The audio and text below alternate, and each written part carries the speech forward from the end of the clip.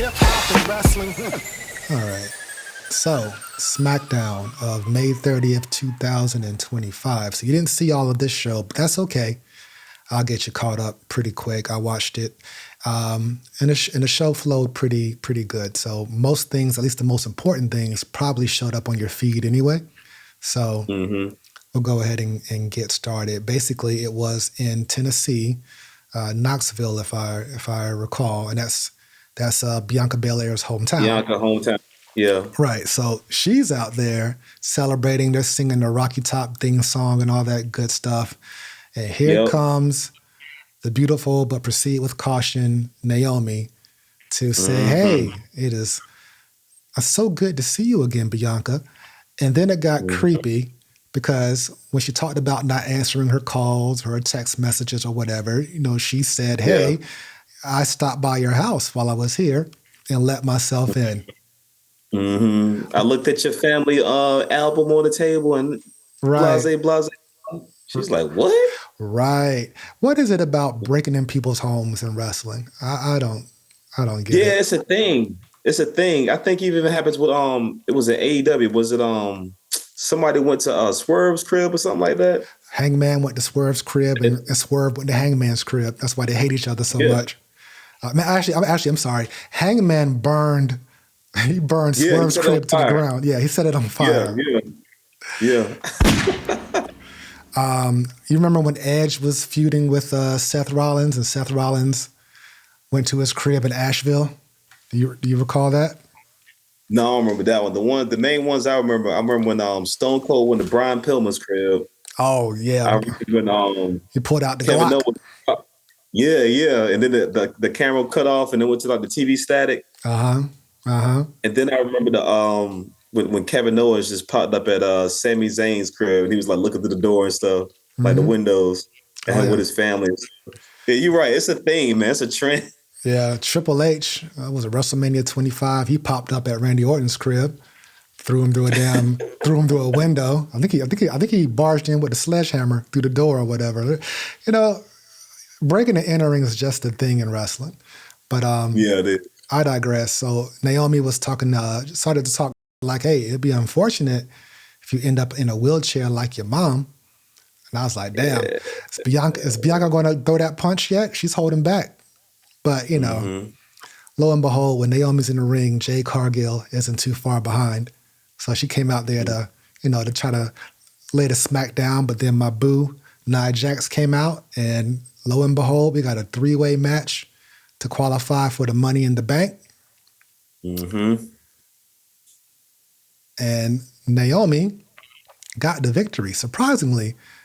Yeah, came out on top. Didn't see that coming either. I did not see that coming. And when it comes to the predictions, like, I'm happy with the contestants that we have in the match. We'll talk about that a little bit later.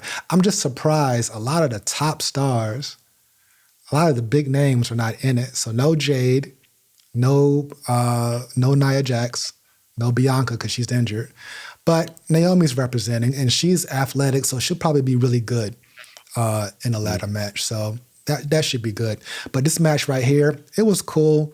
I'm just happy to see all three of these in the ring doing their thing. Nia Jax, she did a damn flying crossbody out of nowhere and did the Annihilator on Jade and damn near crushed her chest. But it was a good match. Naomi won pretty much with a crucifix roll up and got the pin. It's pretty clean.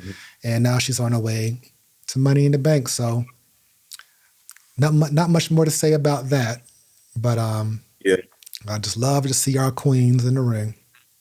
Me too. And I think it's just going back to what you said too, man. Like you got some superstars that just really don't need a boost. They can take an L and still be cool. And I think Jade goes, Jade is still hot, you know what I'm saying? So she don't necessarily have to be in the Money in the Bank. But I think Naomi was just kind of like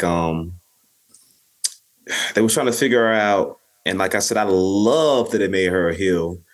And I think she's great at being a heel. And I think that's just kind of like keeping that fire going. They want to keep her in the picture. They don't want her to fade to the back. So her being in Money in the Bank and having a chance to get that title again, That'd be a beautiful picture to paint, possibility to paint. Yeah, imagine her walking around with the briefcase. Yeah, with that element of surprise. You know what I mean? See, it's interesting, bro. Yeah, very interesting. I'm excited about it. Yeah, if it does happen, if she wins, yeah. And I don't know how Jade will perform in a ladder match, or Nia Jax for that matter. Nia Jax in a ladder match would be interesting just because she would be that dominating force, that you know what I mean, that muscle, tossing the ladder around at people and throwing people all over the place. You know what I mean? A Samoan drop on a ladder. Yeah, that would be great. But an annihilator on a ladder. Yo, that would be fantastic. But so that's where we're at. Naomi representing the Queens. So next up, we have R-Truth at the moment, his last match. Get your ass out of here, Jack Perry. In WWE, and it was a quick squash to Jeff Cobb. Like they call him JC Mateo. And I don't know why they pick and choose whose name they're going to change. I didn't see anything wrong with Jeff Cobb. That's the name that he's built. It is his name. So why not keep it? If Tonga Loa and Tama Tonga can keep their names from Japan, what's wrong with Jeff Cobb? What does Triple H have against people named Jeff? I don't know, man. That's a funny question. I was wondering why they changed that too, because it went from like when he first came, it was like they was calling him Jeff Cobb, right? Right. And then like this episode was like JC Mateo. I'm like, right. Where did that come from? Like they just pick and choose. It's like I don't like that name. Give them something different out the random name generator that they use. JC Mateo. Sounds more interesting. Exactly. Get your ass out of here, Jack Perry. Now, possibly Mateo might be a name that maybe he may have picked it. Who knows? Maybe that's part of his middle name or something. I don't know.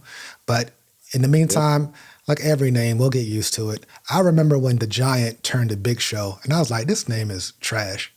But after a few months, Big Show's got used to it. Yeah, household name to me now. I'll never refer to him as the Giant. I'll always call him Big Show. So me too. I remember when he first came, his name was just Paul White. Just Paul White. Paul White.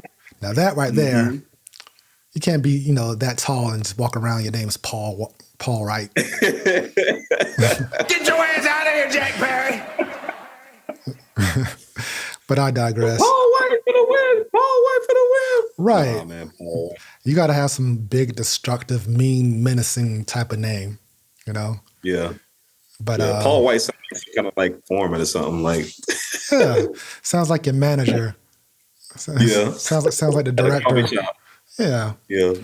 But Mateo got a quick victory over him, and then Solo Sikoa got in the ring to try to put some additional beatdowns on R-Truth, try to get him up for the Samoan Spike, and then Jimmy Uso came out for the save and pretty much ran them off. So that's where we were with that. That played into a segment a little bit later. So the next segment was actually just one of those promo segments where, everybody's in the ring talking amongst each other. It started with the Street Profits coming out just to talk about whoever their next challenger is going to be. Out came Fraxium saying, hey, you guys didn't beat us because I guess whatever the Wyatt Six did the previous week. So they're like, hey, you didn't beat us. We want to run it back. But then here comes the Machine Guns coming out saying, well, you didn't beat us either. So we want to run it back. And then, of course, DIY want to get a piece of the action. So they come out and say, hey, this is all a bunch of bullshit. We need to get our tag team titles back. And then the lights go out. And then all of a sudden, the Wyatt Six are surrounding the ring. Uncle Howdy is sitting on the turnbuckle. And they beat everyone's ass. And I was like, okay, that was pretty cool. And I'm happy to see the Wyatt Six, and them interjecting themselves into the tag team mix is kind of refreshing. Yes, yeah, spruced it up a little bit. Yeah, because if you look at this graphic, the four teams is pretty much all they got on SmackDown right now, and they keep fighting each other over and over. I mean, at some point, Pretty Deadly may come back and get in the mix, but for the most, okay, and maybe Umberto and Garza. But for the most part, This is the tag team division that we're looking at right here. So having a Wyatt 6 and bring that creepy factor, that unpredictability, when the lights go out, when that piano tone strikes, you know what I mean? Yeah. I love that theme song, by the way. What do you think? It's hard. Yes. It's just hard, right? Yeah. Yes, it is. Bray Wyatt has not had a whack theme song ever, bro. All his theme songs was fire. Yeah, I agree. I concur. Rest in peace, Bray Wyatt. So yeah, I guess in the event that the Wyatt 6 do get in the tag team mix, I don't know what the pairing is going to be. I don't know if it's going to be Dexter Lumis and Joe Gacy. Will it be? I'm drawing a blank with my guy's name with the red beard. Is it Eric Rowan? Eric Rowan. Would it be Eric Rowan and Uncle Howdy? I don't know. Mm-hmm. Something's coming up though, because Nikki Cross, she jumped on.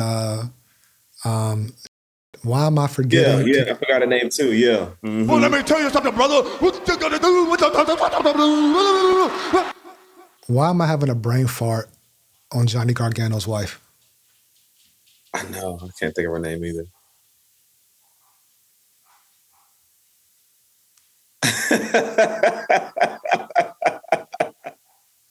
Well, I guess you got to put in a little more work, man. So we can remember. Lacey Evans. Sounds familiar. Is it Lacey Evans? Did I just make up a name? No, it sounds familiar. That sounds very familiar. This is so bad because Candice LeRae. Damn. Okay, well, let me tell you something, brother. What you gonna do? I think Lacey Evans was like a former wrestler, though. Yeah, I think there was a Lacey Evans. Yo, that's bad because Candice LeRae is actually very, very talented. She's really, really good, and she came out talking with DIY. So all three of them can talk, which makes it kind of interesting. So I'm assuming there'll be like a mixed gender six-man woman tag coming up. DIY, Candice LeRae against Nikki Cross and whoever two they pick from the Wyatt 6. But if I had to go, it'd probably be Dexter Lumis and Gacy. Yeah, Dexter Lumis and Rowan Gacy. is kind of like, Rowan is kind of like the muscle. Mm-hmm. That's from like the picture I got, and it seems like Gacy and Lumis got like a natural chemistry too. Yeah. They all got chemistry, but it just seemed like they just work as a tag team. Do you think it's possible? Granted, they have used them sparingly over the past year, but on a weekly, can you see them with the tag titles there, like on a weekly basis with that gimmick, or should it remain somewhat special and mysterious? I could see them with the titles. It would just, I think they just want to, like you said, they want to build up stories. You know what I'm saying? And so they just got to build up a dope story with the Wyatt 6. Maybe there's going to be a reason why they're, coming in randomly beating up everybody. Just kind of like they did with when it was messing with the Miz when it was on Raw. Yeah. But I think they'll definitely pop being tag champions. I'm for it. Yeah, I'm for it too. No complaints. Yeah. No complaints here. And it's always good to see something new and fresh. So I'm with it. Yeah. All right. Mm-hmm. So next up, we had kind of an exhibition match, kind of. So basically, Rey Fenix and Siobhan Evans. Oh. Well, let me tell you something, brother. What you gonna do? Let me not mess up my boy's name because he's representing North Carolina. It is Javon Evans. My bad, Javon. But they teamed up to go against Los Garza because Javon and Ray are going to be in a four-way match at When Worlds Collide against the, I forgot the guy's name from AAA, Laredo Kid, and then the North American champion from NXT, Ethan Page, who I don't know if you've seen Ethan Page before, but he's really, really good. And he would be great on the main roster as a heel. He got all the personality in the world. He's big and he can wrestle. So his future is bright. And he's an OG. He's been around for a long time. He's just now getting his shine And on NXT, he's been the champ multiple times. He's been the world champ. Now he's been the NXT North American champ. It's only a matter of time before he shows up. But he was sitting ringside during the match, and he got involved, which caused Los Garza to get the win. So, and I would say, sorry, I'm gonna cut you off. No. Go ahead. What were you about to say? I was just gonna say, man, shout out to Javon Evans. I think this is like the first time I seen him like wrestle, and this kid, he got it, bro. Yeah, man. Like he's got it. I was very impressed, man. I'm like, yo, this guy's nice, man. So shout out to Javon Evans, man. NC stand up. Yeah, North Carolina stand up, homegrown. Yeah. So yeah, it was great to see him. Also to see how the crowd reacted to him. He's a very exciting wrestler. Right? He's very springy in his legs. The dude can fly. I hope he doesn't get any legs. Yeah. And he's still young. He's not even 23, if I recall. He's very, very young. He's 21. Yeah, he's 21. Hasn't even grown into his body yet. So it's like sky's the limit for that dude, man. He's one of the most exciting NXT prospects. So I'm glad to see him on main television, also getting to shine. He didn't get the victory, but he definitely got a chance to shine. Yeah. So shout out. That's all it takes, man. Like he showed up and showed out, and it's just took the right, them backstage to see that. They're like, all right, we got to get this kid on this program more on the main roster. And also to match the excitement of Rey Fenix. You know what I mean? So yes. I love Rey Fenix, man. Are you going to watch the AAA WWE show? Are you going to watch that? Is it going to be on Peacock? It's going to be on YouTube. Oh, I don't have a YouTube subscription. You can get one for free. Oh, it's free? Yeah, it's free on YouTube. You just gotta use your Gmail account. You can log in. I mean, you don't even have to sign into YouTube to watch it. It's just you'll have advertisements most likely. I pay for premium, so I don't get any advertisements, but anybody can go on YouTube and watch it. I'll probably watch it. I'll probably watch the. Can you go back and watch it? Mm-hmm. Yeah, it'll be on their WWE channel. So I'll probably go back and watch it because I work till 8. Mm-hmm. So it'll probably. I think it goes on 4, right? 4 on the East Coast. It comes on 1 over here. So yeah. Then Money in the Bank goes on at 7. So I'm gonna have to rewind Money in the Bank when I get home. Yeah. And I'm gonna decide that. Yeah. Yeah. Yeah, it'll be worth watching. I'm going to go back and watch it, at least the matches that I want to see, specifically that 4-way. I definitely want to see that. I want to see Chad Gable versus Vikingo, because Vikingo is amazing. We'll talk about Mr. Gable. Yeah. Yeah. We'll get to him. But a good showing for Javon. And Los Garza, they're really good.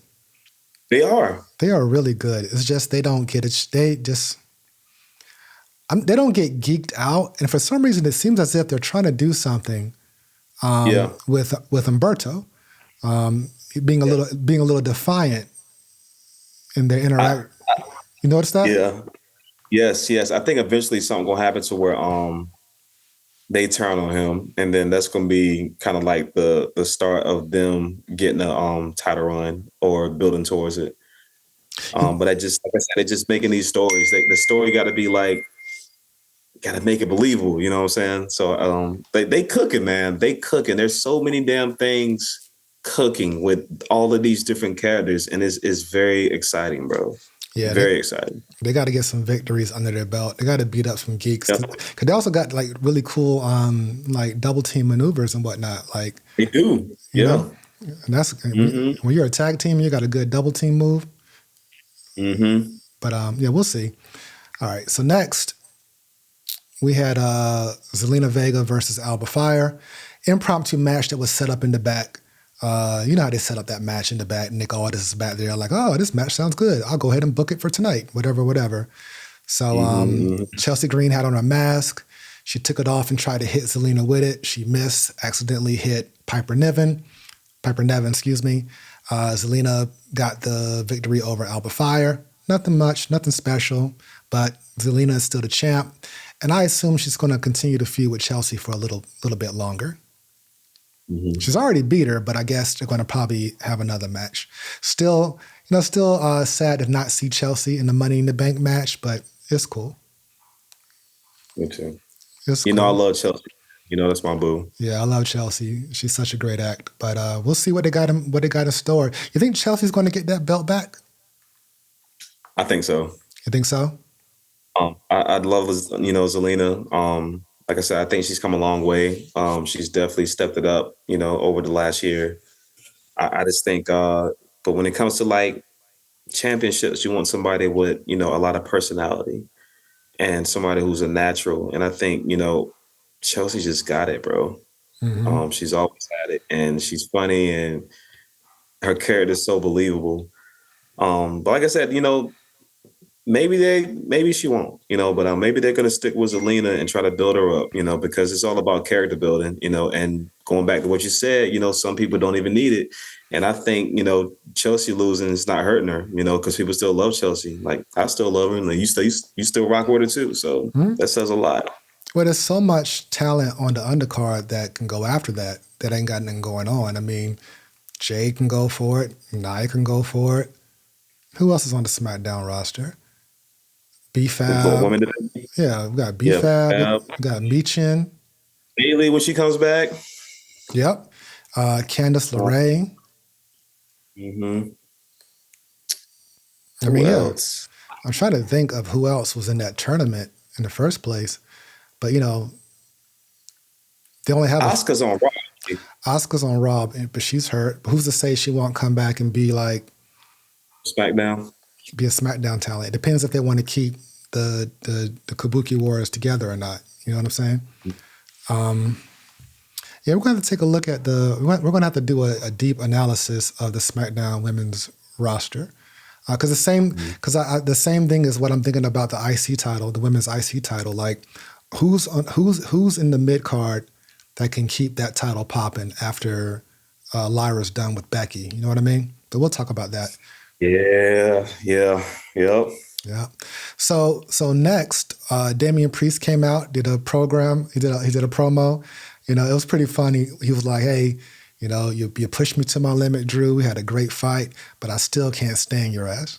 And I thought, that shit was funny. That was funny. And he didn't get any heat. He didn't get any heel heat, so I guess he's still a face. However, he got his sights set on Jacob Fatu, who's technically still a heel. However, the fans love him, and I don't think that heel run is going to be much longer. It's not. So will this be the feud that turns Damian Priest to the dark side? Does he even need to turn to the dark side and just be that kick-ass? I don't think so. I don't think so either. Like, just be a kick-ass dude, just go exactly. Up. Yeah, be neutral, man. Just beat everybody's ass. You ain't on nobody's side. Yeah. Beat everybody's ass. But I do think this situation right here is going to be the thing that sets up Solo versus Fatu. Watch what I tell you. You think so? Yeah. Yes. I mean, it's the inevitable. It's inevitable. Mm-hmm. It's got to happen. It's just when is it going to happen? Again, they got a couple more PLEs before the big 2-night SummerSlam. I don't know why I keep putting everything at SummerSlam, but it's 2 nights, right? You got to have, and SummerSlam usually isn't that popping. It's kind of like a second WrestleMania, kind of. Yeah. Like, SummerSlam has been like B- for like years. Yeah. Right? It's been okay. Yeah. So Damian Priest is like, hey, I want to get some gold. I'm going to come after you, Fatu. So maybe Solo is the one that causes Fatu to lose the title, or Fatu just gets tired of Solo.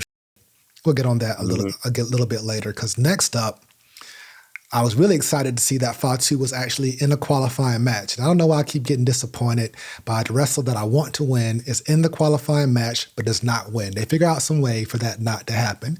And in this case, Solo came down. Like, Fatu had the match won. Yep. But Solo decided to get on the apron. Like, come on, you know what you're doing. Like, why would you get on the apron? You got on the apron and told him to go do another moonsault. He's like, exactly. And then JC Mateo jumps up there saying, yo, you heard what the man said. Go do another moonsault. And that's where it got kind of disrespectful, if you ask me. Get your ass out of here, Jack Perry. So unfortunately, here comes Jimmy Uso down to get his lick back on JC and Solo to cause a little confusion. And now the distraction causes Fatu to lose. Andrade gets the pin. I wanted Carmelo to win, but as soon as I saw that Carmelo was in a match with Fatu, I was like, okay, Carmelo ain't going to get it. But slim chance, right? Yeah. But they say, you know what? We're going to put Andrade in this match and give Andrade give Andrade some shine. I don't expect him to win the match, No. but I know that he will be very exciting in the match because he's ridiculously good. He is, man.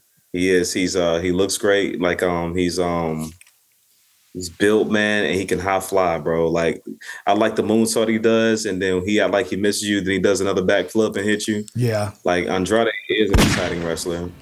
Especially with him between him and Carmelo, their matches was epic. Yeah. That best of 7 series was a classic. And typically when you do a best of 7, it's typically between two people who have just amazing chemistry, and they saw that and said, you know what, let's go ahead and run with it. I remember. Do you remember when Sheamus and Cesaro had their best of 7? It's before they Vega. It's before they became a tag team, but they had a best of 7, which ultimately led to them becoming a tag team. But that was a really good, because these two big dudes, but they worked so great against each other. But I digress. I thought Carmelo was going to win. He had like a little pep talk in the back with Miz. So now that he didn't win, I'm curious to see what Miz is going to, say to him next week and the weeks following, since he didn't make it to the Money in the Bank or whatever. And of course, post-match, Jacob Fatu was like, hey, Solo, I don't need your help. I don't want your help. And then he walked off.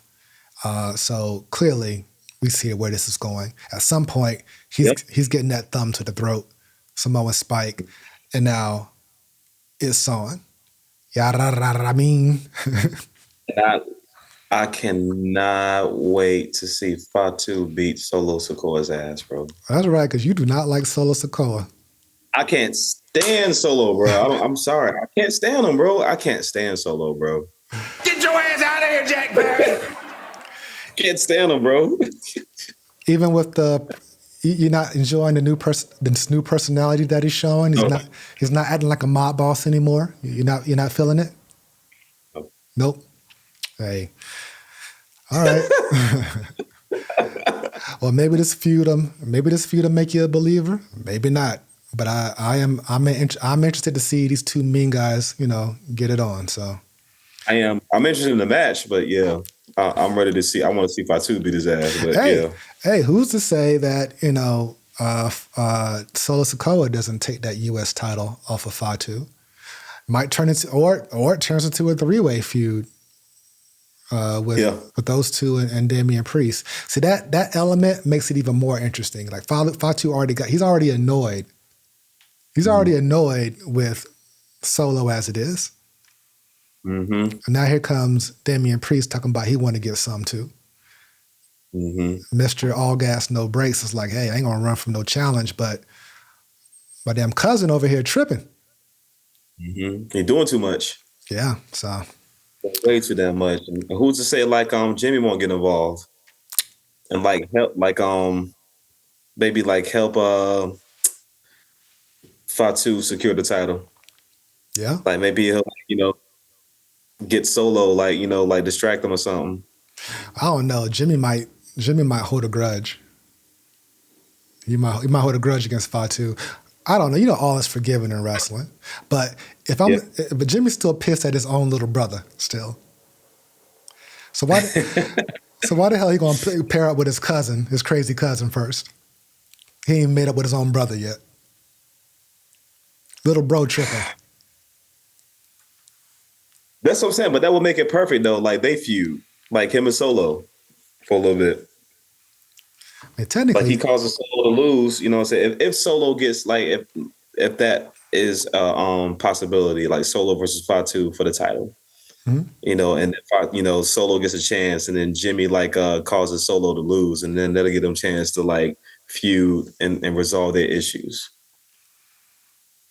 Do you think there'll ever be a resolve with all three brothers? I mean, Jay and Jimmy, they made up. But you think, Solo gonna come to his senses one day? I do. You do? I do. No, soon, probably not. But it'll make for good entertainment at one point in time. Some point in time. Now this is pretty off topic, but it's been how many months since WrestleMania? 2 months. Mm-hmm. And Roman Reigns still has not acknowledged Jay yet. I know. Yeah, that is weird. Yeah. Like, why would they? I'm waiting for them to say something about it. Right. Yeah. I find they cooking, man. Like, they cooking. Yeah. Interesting, huh? All right. Mm-hmm. So Fatu's not in the Money in the Bank. Andrade is. Congratulations to him. I hope he shows out. And we'll see what happens next there. All right. So then, technically, that was the main event, I guess. And then we had like a little face-off in the ring with Cena, Logan Paul, Cody, and Jey Uso. It was a promo segment, nothing special, except John Cena was like co-signing Logan Paul really, really hard. Which, again, we talked about this last week. I just find it interesting. I think Logan Paul would be one of those people that would just annoy him.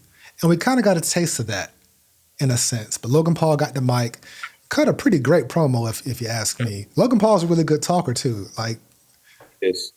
Damn, can he do something terribly, at least?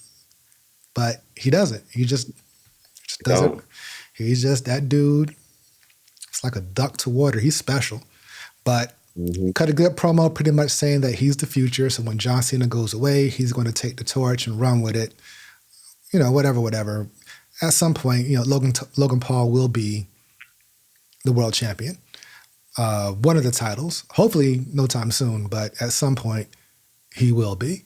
But other than that, they were getting ready to walk away, and Cody Rhodes said, "Oh, what you going to do? Have Logan polish your peacemaker?" And that was good. That was good, man. That would have made me want to fight. Yeah, that was funny. So of course, a little brawl ensues, and then a little kerfluffle, and then the show ends on a positive note. They hit the 1D on. Did he hit it on Logan Paul or did he hit it on Cena?